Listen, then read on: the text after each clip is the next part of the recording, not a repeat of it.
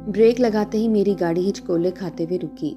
शायद मैं ना रुकता, मगर जो कुछ मैंने अपने सामने देखा था इसने मुझे रुकने पर मजबूर कर दिया था। सामने सड़क पर एक कमसिन लड़की खड़ी थी, मुकम्मल तौर पर सजी हुई, और हाथ में इसने कोई बोर्ड थमा हुआ था।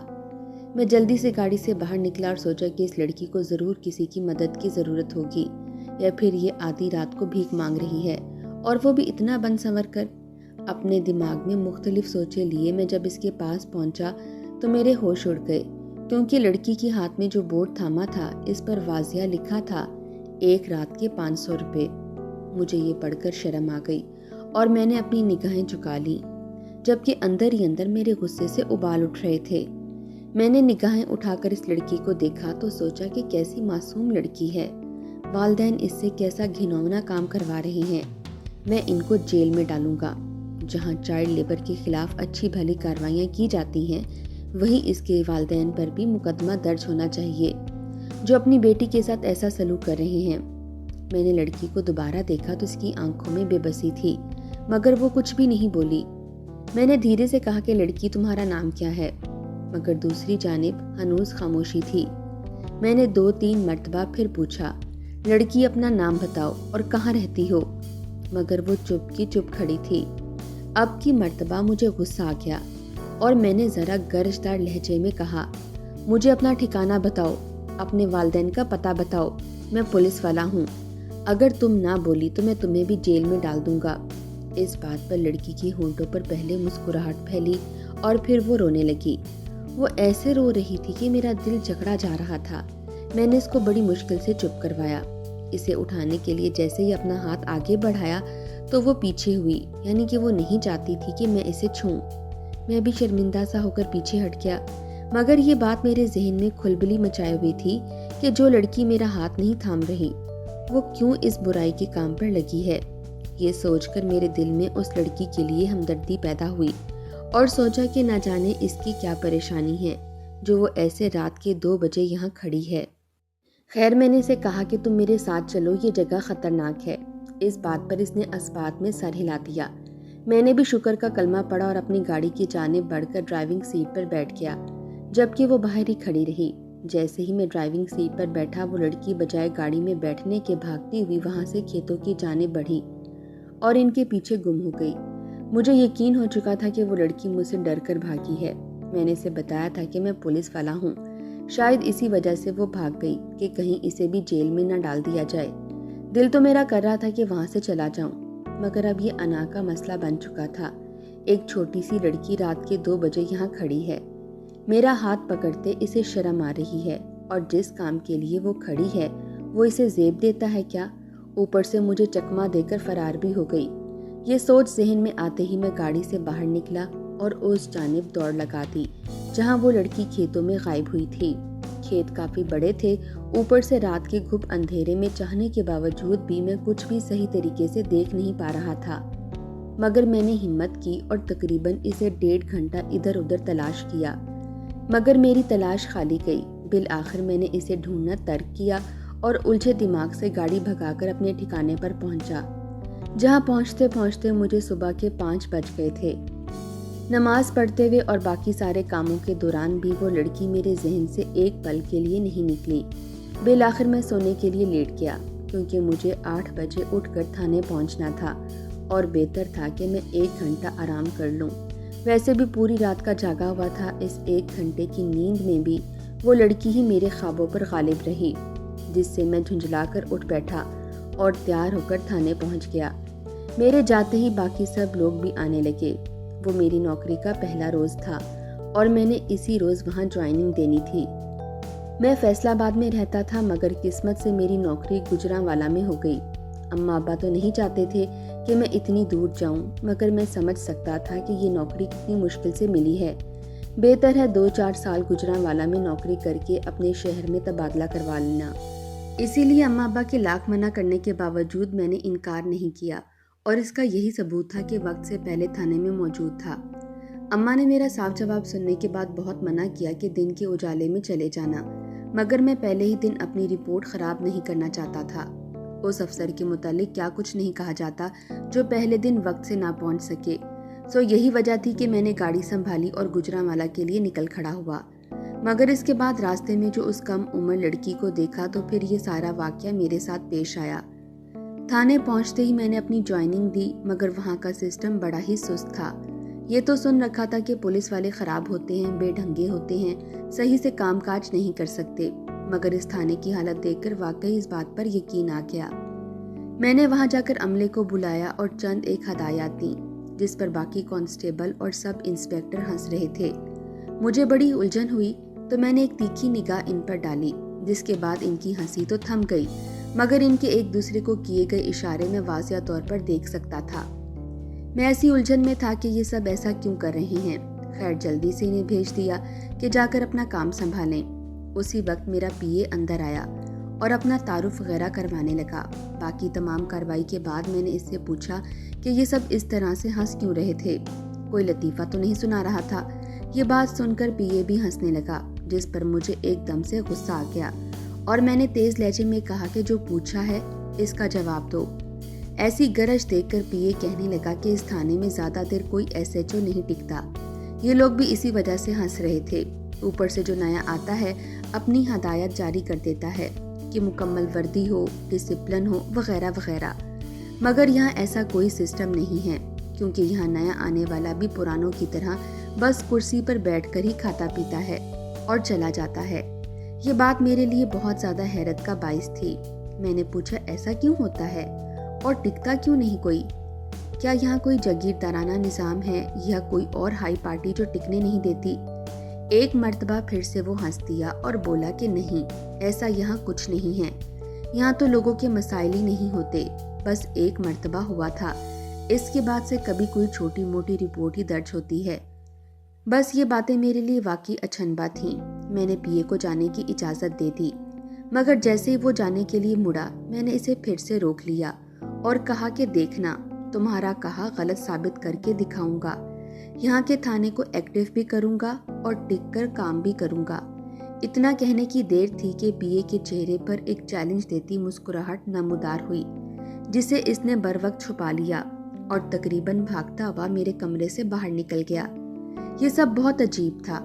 एक तो ये इतना सुनसान सा इलाका था, ऊपर से यहाँ के लोग भी मुझे बड़े अजीब और उलझे हुए महसूस हो रहे थे। खैर, मैं अपनी कुर्सी पर बैठकर सोचने लगा कि किस तरह से काम किया जाए कि मैं इस थाने को बेहतर बना सकूं। फिर जो जो पॉइंट जहन में आए मुतलका अफराद को बुलाकर इन्हें हदायत जारी की और इस तरह मेरा वहाँ पहली ड्यूटी का दिन ख़त्म हो गया। मगर मेरा वापस अपने क्वार्टर जाने का बिल्कुल भी दिल नहीं कर रहा था, क्योंकि एक तो वहाँ कोई था नहीं जो मेरा इस्तकबाल करता और दूसरा मैं काफ़ी बेचैन सा था। अगर तन्हा क्वार्टर में जाकर बैठ जाता तो शायद तन्हाई ज़्यादा महसूस होती। वापसी पर मैंने घर वालों से बात की और गाड़ी लेकर इस इलाके की सैर को निकल गया, ताकि यहाँ के रास्तों से थोड़ी बहुत सुध बुध हासिल कर सकूँ। मगर इस सब में दिल नहीं लगा और आधे घंटे बाद ही मैं अपने क्वार्टर में वापस आ गया। नहाकर खाना खाया जो बावर्ची दोपहर को ही बनाकर जा चुका था, और लंबी तान कर सो गया। मेरा ख्याल था मजीद बेचैनी रहेगी। वैसे भी घर से दूर पहली मर्तबा निकला था, मगर नींद जल्दी आ गई। अलबत्ता हैरत की बात यह थी कि रात के 2 बजे मेरी आंख खुद ब खुद ही खुल गई और मैं खुद को बड़ा ताज़ा दम महसूस कर रहा था। अब करने को कुछ भी नहीं था। अचानक से ही मेरे दिमाग में कल रात वाली लड़की का ख्याल आया, जैसे वो मुझे सड़क पर खड़ी हुई दिखाई दी थी और मैंने इसके काम को नामुकम्मल कर दिया था, तो ज़रूर वो आज भी वहीं खड़ी होगी। ये सोच मेरे दिमाग में आते ही एकदम से मेरे पूरे जिस्म में बिजली सी दौड़ गई और मैंने फटाफट गाड़ी स्टार्ट की। उस जगह का तो मुझे इल्म था, मगर आज मैं ज़रा तैयारी के साथ जाना चाहता था, सो एक लाइट भी साथ रख ली। मैं जैसे ही उस सड़क पर पहुंचा तो मुझे दूर से ही वो लड़की खड़ी दिखाई दी गई। आज भी वो मुकम्मल तौर पर बनी सवरी थी। मुझे शदीद गुस्सा आया और मैंने गाड़ी इसके बिल्कुल करीब ले जाकर रोक दी। कल तो मैं खुद परेशान सा था, मगर अब की मर्तबा मैंने तकरीबन धाड़ते हुए कहा, अंदर बैठो गाड़ी में, मैं तुम्हें तुम्हारी असल जगह पर पहुंचाता हूँ। सही ड्रामा बनाया हुआ है तुमने, आधी रात को यहाँ आकर खड़ी हो जाती हो। मेरे गुस्से से कहने का इस पर खासा असर हुआ। देखने से लगता था कि वो भी गोया मुझे पहचान गई है। पहले तो वो कुछ देर सर झुकाए खड़ी रही, जिससे मुझे मजीद तैश आ रहा था। फिर अचानक से लंबे लंबे कदम उठाते हुए मेरी गाड़ी की पिछली सीट पर आकर बैठ गई। میں نے شکر کا سانس لیا کہ یہ بیٹھی تو، ورنہ کل کی طرح غائب ہو جاتی تو بھلا میں کیا کر سکتا تھا۔ میں نے گاڑی سٹارٹ کر دی اور اس سے پوچھا کہ تمہارا گھر کہاں پر ہے، مگر اس نے میری کسی بھی بات کا جواب نہیں دیا۔ میں نے مڑ کر اسے دیکھا تو اس نے ہاتھ کے اشارے سے بتایا کہ اس سمت میں ہے۔ مجھے یقین ہو گیا کہ وہ لڑکی گونگی ہے، تبھی تو کل سے ایک لفظ نہیں ادا کیا۔ جس طرف لڑکی نے اشارہ کیا تھا میں اس جانب گاڑی چلانے لگا، مگر کچھ ہی دیر بعد مجھے احساس ہوا کہ وہ لڑکی رو رہی ہے۔ یہ سوچ کر جیسے ہی مڑ کر دیکھا تو وہ لڑکی واقعی سسکیاں بھرتے ہوئے رو رہی تھی۔ اب تو مجھے پکا یقین ہو گیا کہ سچ میں اس لڑکی کے ساتھ کوئی بہت بڑا مسئلہ یا حادثہ پیش آیا ہے۔ گاڑی روک دی اور اس سے اشاروں میں پوچھنے لگا کہ تمہیں کیا ہوا ہے۔ شاید اسے میرے اشارے سمجھ آ گئے تھے، تبھی اس نے اپنا بازو سے کپڑا پیچھے ہٹایا اور میرے رونگٹے کھڑے ہو گئے، کیونکہ اس کے بازو پر کافی بڑا جلنے کا نشان تھا، جیسے کسی نے لوہے کی سل سے اسے داغا ہو۔ زخم ابھی نیا ہی تھا۔ میں نے جیسے اس کا زخم دیکھنے کے لیے بازو تھامنا چاہا، وہ پیچھے ہو گئی اور میں ایک مرتبہ پھر سے شرمندہ ہو گیا۔ میں نے اسے کہا کہ تم فکر نہ کرو، اب میں تمہیں چھونے کی کوشش نہیں کروں گا، مگر یہ زخم کافی بڑا تھا۔ میرے پاس تو کوئی دوائی یا میڈیکل باکس بھی گاڑی میں نہیں پڑا تھا۔ میں نے سوچا کہ اسے ہسپتال لے جاتا ہوں، پھر جس نے بھی اس بیچاری کے ساتھ یہ سب کیا ہوگا اسے کڑی سے کڑی سزا دوں گا، بھلے سے میری نوکری بھی خطرے میں پڑ جائے۔ میں نے اسے بتایا کہ میں تمہیں ہسپتال لے جا رہا ہوں، اس کا علاج ابھی ہو جائے گا، تم پریشان نہیں ہو۔ میری بات سن کر وہ ایک دم سے چونک گئی، پھر پرسکون ہو گئی تو اشارے سے کہا کہ اسے پانی پینا ہے۔ میری جلدی کی حالت یہ تھی کہ کوارٹر سے نکلتے وقت گاڑی میں پانی کی بوتل بھی نہیں رکھی تھی۔ اب مجھے کوفت ہوئی، مگر لڑکی کی حالت واقعی میں ہی خراب تھی۔ میں گاڑی چلاتا گیا کہ راستے میں کوئی گھر وغیرہ دکھائی دے تو وہاں سے پانی لے لوں گا، مگر اس کی نوبت نہیں آئی۔ راستے میں ہی ایک نلکا تھا، میں نے اتر کر وہاں سے ایک بوتل میں پانی بھرا اور جیسے ہی گاڑی کے پاس آیا تو خون کے گھونٹ بھر کر رہ گیا، کیونکہ وہ لڑکی گاڑی میں نہیں تھی۔ وہ مجھے ایک مرتبہ پھر سے چکما دے کر بھاگنے میں کامیاب ہو چکی تھی۔ پہلے میں نے اسے ڈھونڈنے کا ارادہ کیا، مگر چاروں جانب کھیت تھے اور وہ نہ جانے کہاں پر چھپی ہوئی تھی۔ مجھے چاروں ناچار اپنے کوارٹر میں واپس آنا پڑا۔ اس کے بعد ایک ماہ میں اپنے کام کاج میں بہت مصروف رہا، اس لڑکی کا خیال ہی نہ آیا۔ ویسے بھی تھانے کا چارج میرے پاس تھا، اوپر سے عملے کو بھی چاقو چمند کرنا تھا، تو وقت نکالنے سے بھی نہیں نکل رہا تھا۔ کچھ مصروفیت ٹلی تو گھر سے پیغام آ گیا کہ میری بہن کا رشتہ ایک جگہ طے کرنا ہے، سو آ کر لڑکے سے مل لو۔ وہ لڑکا بھی گجراں والا کا ہی تھا اور یہی دیکھ کر میرے والدین نے اس رشتے کو پسند کیا تھا۔ گھر گیا تو چٹ منگنی پٹ بیاہ کے پیش نظر ایک ہفتے کے اندر ہی میں نے اپنی بہن کا نکاح پڑھوا کر اسے رخصت کر دیا۔ اب وہ بھی گجراں والا میں آ چکی تھی۔ پیچھے والدین گھر میں اکیلے تھے، سو انہیں بھی بڑی مشکل سے اس بات پر رضامند کیا کہ وہ میرے کوارٹر میں ہی رہیں، جبکہ وہ اپنا گھر کسی طور بھی چھوڑنے پر راضی نہیں تھے، لیکن میرے بہت زیادہ اصرار پر میرے ساتھ ہی رہنے لگے۔ زندگی جو ایک دم سے پھیکی ہو گئی تھی دوبارہ سے خوبصورت ہو گئی، کیونکہ اب واپسی پر باورچی کے پھیکے کھانوں کی بجائے اماں کے ہاتھ کے بنے لذیذ کھانے ملتے تھے۔ انہی دنوں مجھے ایک کام سے رات کو پھر سے اسی سڑک پر جانا پڑ گیا، مگر اس روز وہاں وہ لڑکی نہیں تھی، البتہ جس جگہ وہ لڑکی کھڑی ہوتی تھی وہاں پر اس کا وہی بورڈ رکھا ہوا تھا جس پر لکھا تھا کہ ایک رات کے 500 روپے۔ میں نے گاڑی روک کر اس بورڈ کو اٹھایا تو اس پر خون لگا تھا، ساتھ ہی اس لڑکی کی ٹوٹی ہوئی چوڑیاں اور زیور گرا ہوا ملا، جس کا مطلب صاف تھا کہ کوئی اس لڑکی کو زبردستی یا تو اٹھا کر وہاں سے لے گیا ہے یا پھر اسے بری طرح سے پیٹنے کے بعد وہاں سے لے کر گیا ہے۔ میں نے اس بورڈ کو وہیں پر پڑا رہنے دیا اور اس کی ٹوٹی پائل اٹھا کر گاڑی میں رکھ لی۔ مجھے شدید غصہ آ رہا تھا کہ میں اس لڑکی کو بچانے کی کوشش کرتا ہوں اور وہ مجھ سے بچ کر بھاگنے کی کوشش کرتی ہے۔ جو کام مجھے کرنا تھا وہ میں نے کیا، مگر پورا وقت وہی لڑکی میرے سر پر سوار رہی۔ میں یہی سوچتا رہا کہ اسے اب کہاں ڈھونڈوں، نہ اس کا نام پتہ ہے اور نہ ہی کوئی ٹھکانہ، کیسے ڈھونڈا جائے اسے۔ اگلے روز میں نے سارے کام ملتوی کر دیے اور تھانے سے 1-2 انسپیکٹر کو ساتھ لیا اور اسی جگہ پر چلا گیا جہاں مجھے اس لڑکی کے کھڑے ہونے کا علم تھا، مگر رات کی طرح وہاں کوئی چیز نہیں تھی۔ غالباً لڑکی کے گھر والے یہ سب کچھ اٹھا کر لے گئے ہوں گے۔ میرے ساتھیوں نے مجھ سے پوچھا تو میں نے انہیں یہی بات کہی کہ رات کو یہاں 1-2 مشکوک آدمیوں کو دیکھا تھا، بس انہی کا سراغ لگانے کی کوشش کر رہا تھا۔ मगर इन्हें हकीकत बता देता तो इन दोनों में से कोई भी मेरी बात पर यकीन नहीं करता, क्योंकि एक तो उन्होंने उस लड़की को अपनी आंखों से नहीं देखा था और दूसरा वहाँ इस लड़की के पाए जाने का कोई सुराग भी मौजूद नहीं था। मैं घर आया तो पता चला कि मेरी बहन की इसके खावंद के साथ अच्छी खासी लड़ाई हो चुकी है और वो अपने बैग समेट कर मेरे घर आ चुकी है। ये एक नई परेशानी थी जिससे मुझे निपटना था। मैं इसके शौहर से मिलने गया तो उस लड़के ने मुझसे मिलने से इनकार कर दिया और कहा कि अब फैसला अदालत में ही होगा। ये सुनकर मुझे बेइंतहा गुस्सा चढ़ा। एक तो बिला जवाज मेरी बहन को घर से निकाल दिया, ऊपर से धमकियां दे रहा है। उस दिन पहली मर्तबा मैंने अपने असूल तोड़े और घर में किसी को बताए बगैर मैंने 1-2 मुकदमे की फाइल तैयार की और सीधा बहन के शौहर के घर जाकर इसे हिरासत में ले लिया। इसे बिल्कुल उम्मीद नहीं थी कि मैं ऐसा भी कर सकता हूँ। सब देखकर वो ठोस लहजे में कहने लगा कि अब तो तुम्हारी बहन को तलाक देकर ही रहूंगा, दुनिया की कोई ताकत मुझे नहीं रोक सकती। ये बात सुनकर मेरा गुस्सा भी बढ़ चुका था। मैंने भी इसे इधर थाने में ही बंद कर दिया, मगर इसे बंद करने की देर थी, गोया मेरे घर में एक तूफान उठ चुका था। मेरी बहन हामला है। मुझे जब ये खबर मिली तो अगले रोज ही बहन अस्पताल में अपना चेकअप करवाने गई, मगर वापसी पर पता चला कि किसी ने अस्पताल में मेरी बहन को धक्का दिया और वो धक्का इसके आने वाले बच्चे के लिए जानलेवा साबित हुआ। जहां ये खबर शॉकिंग थी, वहीं दूसरी जानिब मुझे थाने से इत्तला मिली कि मेरा बहनोई सुबह थाने से भाग गया है। अब मुझे यकीन हो गया था कि मेरे बहनोई ने ही अपनी औलाद की जान ली है। गुस्से से मेरा पूरा जिस्म कांप रहा था। मैंने अपने बहनोई के घर की तलाशी ली तो वहां मुझे कुछ टूटी चूड़ियां मिली। वो चूड़ियां बिल्कुल वैसी थीं जो मैंने उस रात वहां लड़की की चूड़ियां टूटी हुई देखी थीं। मुझे यकीन हो गया कि मेरा बहनोई किसी गलत काम में मुलविस है और इस लड़की का पता भी उसी से चल सकता है। तभी तो मेरी बहन ने शादी के चंद माह बाद ही अपना घर छोड़ दिया।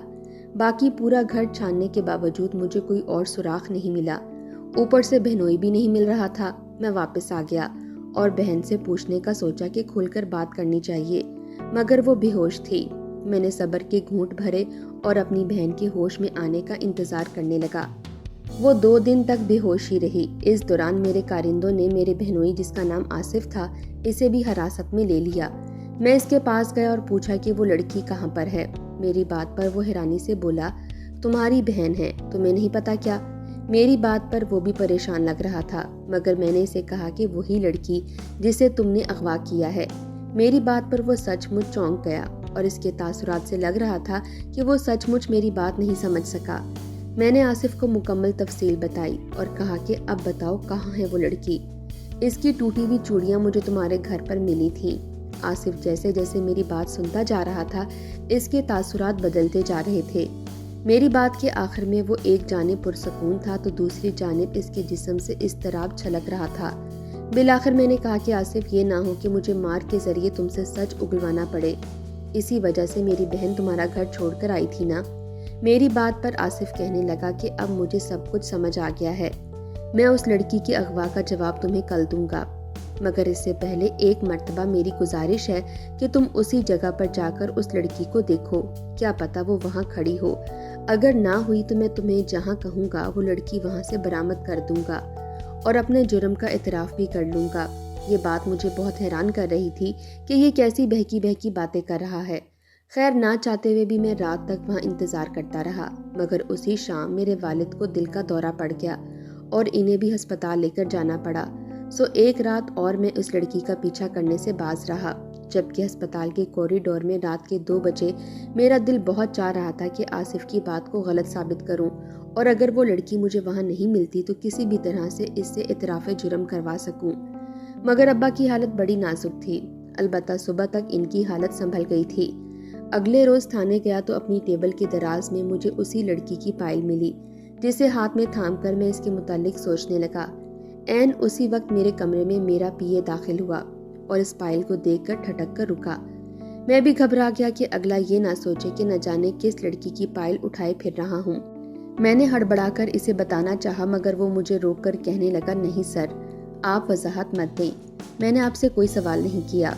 मैंने इसके रोकने के बावजूद इसे पूरा किस्सा बता दिया, जिस पर वो कहने लगा कि सर, बेहतर है कि आप इस मामले में मत पड़ें। मैंने कहा कि क्यों ना पढ़ूं, जबकि मेरे इलाके में ऐसे अमल हो रहे हैं, किसी को तो रोकना पड़ेगा। मेरी बात पर पीए कुछ कहता कहता रुक गया और बोला, सर जैसे आपको ठीक लगता है, मेरा काम रोकना था, लेकिन जब आप तजर्बा लेना चाहते हैं तो खैर आपके लिए मेरी जानिब से नेक तमन्ना है। पीए की बातों ने मुझे उलझा दिया था और अब तो वो लड़की मेरे लिए एक पहेली ही बन गई थी जिसे मैं हर हालत में हल करना चाहता था। जब दोपहर को थाने से निकला तो सारा अमला मुझे अजीब नज़रों से देख रहा था, गोया वो मुझे कुछ कहना चाहते हों मगर कह नहीं पा रहे। इनके अंदाज भी बड़े उलझन में थे और कुछ परेशान लग रहे थे। मैंने आसिफ को देखा तो वो भी परेशान था। बिल आखिर मैंने सब कुछ नज़रअंदाज किया और वहाँ से अस्पताल चलाया। रात तक वहीं पर रहा। जैसे ही 2 बजने में 15 मिनट बाकी थे, मैं उसी जगह पर चला गया जहाँ पर वो लड़की खड़ी होती थी। और हैरानी की बात ये थी कि वो लड़की आज वहाँ बिल्कुल सही सलामत खड़ी थी। मैंने गाड़ी इसके करीब ले जाकर रोक दी तो मेरी हैरत की इंतहा न रही जब वो लड़की मेरे कुछ बोलने से पहले चलती हुई आई और गाड़ी में पीछे वाली सीट पर बैठ गई। मैंने हैरानगी से गाड़ी चलाना शुरू कर दी।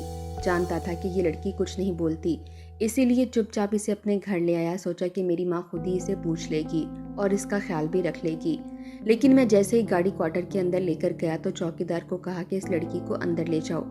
चौकीदार ने जब पीछे का दरवाज़ा खोला तो हैरानगी से कहने लगा कि अंदर तो कोई नहीं है।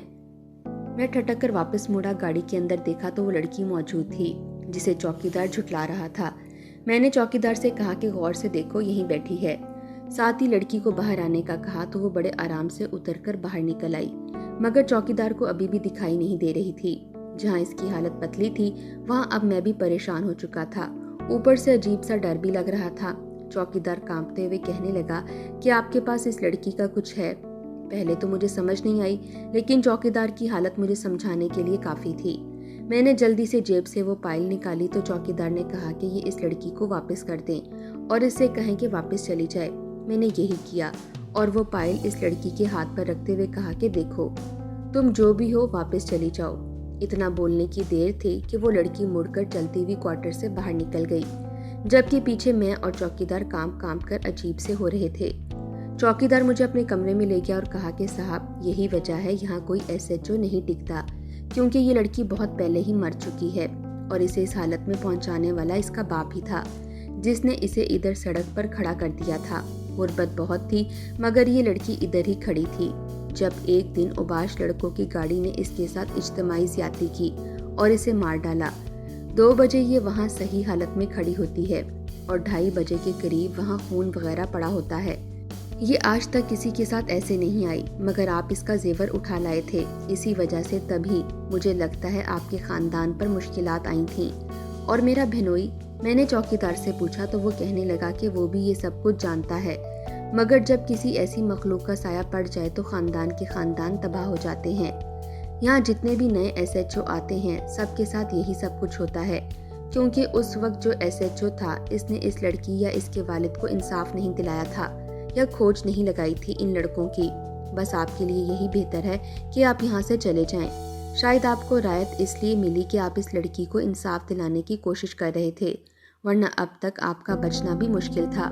ये सब बातें सुनकर मेरी अजीब हालत हो गई और समझ गया था कि हमारे घर में सब कुछ इसी लड़की का किया धरा है, वरना हंसते बसते घराने को तबाह होने में सिर्फ इतने कम दिन लगे नामुमकिन था। मगर अंदर ही अंदर डर भी था। मैंने वापस जाने की बजाय इस लड़की का केस दोबारा से खोला और 1 साल की कड़ी मेहनत के बाद उन लड़कों को ढूंढने में कामयाब हो गया और इस मरी हुई लड़की को इंसाफ दिलाया।